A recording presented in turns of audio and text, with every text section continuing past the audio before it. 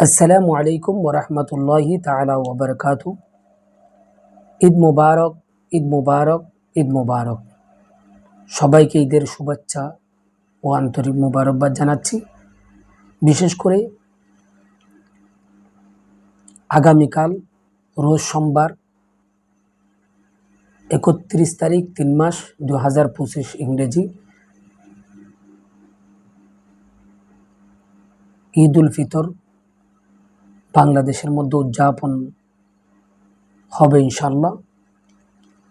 সুতরাং ঈদ উল ফিতরে কিছু সুন্নাহ রয়েছে, তার মধ্যে আমি কয়েকটা সুন্নাহ আপনাদের সম্মুখে বলবো।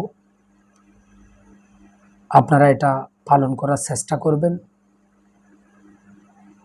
পালন করার মাধ্যমে আপনি সওয়াবের অধিকারী হবেন এবং বেশি বেশি আমাদের এই চ্যানেলটি সাবস্ক্রাইব করবেন, শেয়ার করবেন, কমেন্ট করবেন এবং সবাইকে জানিয়ে দেওয়ার চেষ্টা করবেন যেন সবাই উপকৃত হতে পারে। ইসলামের সাথে আপনারা বেশি বেশি শেয়ার করে দেবেন। বিশেষ করে প্রথম নাম্বার কাজ হচ্ছে আমাদের থেকে ঈদ উল ফিতরের দিনে একেবারে খুব ভোরে ঘুম থেকে উঠতে হবে। পারলে আপনি তাহাজ্জুদ নামাজ আদায় করবেন, তারপর ফজরের নামাজ পড়বেন। ফজরের নামাজ পড়ে যদি আপনি একটু ঘুমান, সামান্যতম ঘুম গিয়ে, যেহেতু আমাদের তুলা ফ্যাক্টরি, নাজিরপাড়া, মোহাম্মদনুর জামিয়া মসজিদ, আমার মসজিদ 8টায় এবং বিভিন্ন মসজিদ 8টায় হচ্ছে, আর অন্য অন্য বিভিন্ন মসজিদের মধ্যে বিভিন্ন ধরনের ভাবে পড়াচ্ছে। কোনো কোনো মসজিদে 8:30টায় দেওয়া হয়েছে, কোনো কোনো মসজিদে এভাবে এক এক মসজিদে এক এক টাইমে দেওয়া হয়েছে। তা আপনারা প্রথমত ঘুম থেকে খুব ভোরে ওঠার, অন্য দিনের তুলনায় ভোরে ওঠার চেষ্টা করবেন। দ্বিতীয় নম্বর হচ্ছে মিসওয়াক করা। আপনি মিসওয়াক করবেন, যেটা রাসূল পাকের সুন্নাহ। তৃতীয় নম্বর হচ্ছে আপনি গোসল করবেন।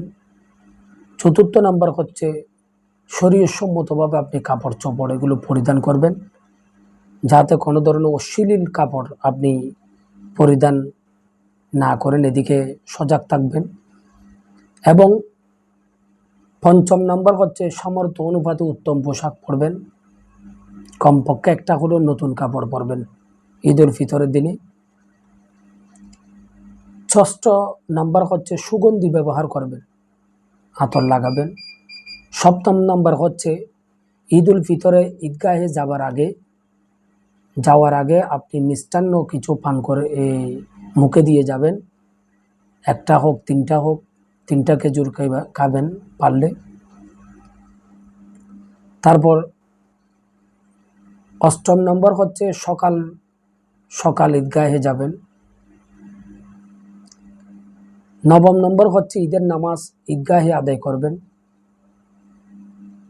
দশম হচ্ছে পায়ে হেঁটে যাবেন। আমরা অনেকে গাড়িতে করে যাই, গাড়ি থেকে বিরত থাকার চেষ্টা করবেন, পায়ে হেঁটে যাওয়া এটা উত্তম। 11 নম্বর হচ্ছে ঈদগাহে যাওয়ার পূর্বে সদকায়ে ফিতরগুলো আদায় করবেন। সদকায়ে ফিতর এটা আদায় করে দেওয়া এটা ওয়াজিব, সুতরাং ঈদ উল ফিতরের আগে আপনাকে আদায় করে দিতে হবে এটা। 12 নম্বর হচ্ছে যে রাস্তা দিয়ে আপনি যাবেন, সম্ভব হলে ফেরার সময় বিপরীত রাস্তা দিয়ে আপনি আসবেন, অন্য একটা রাস্তা দিয়ে আপনি মসজিদ থেকে আসবেন।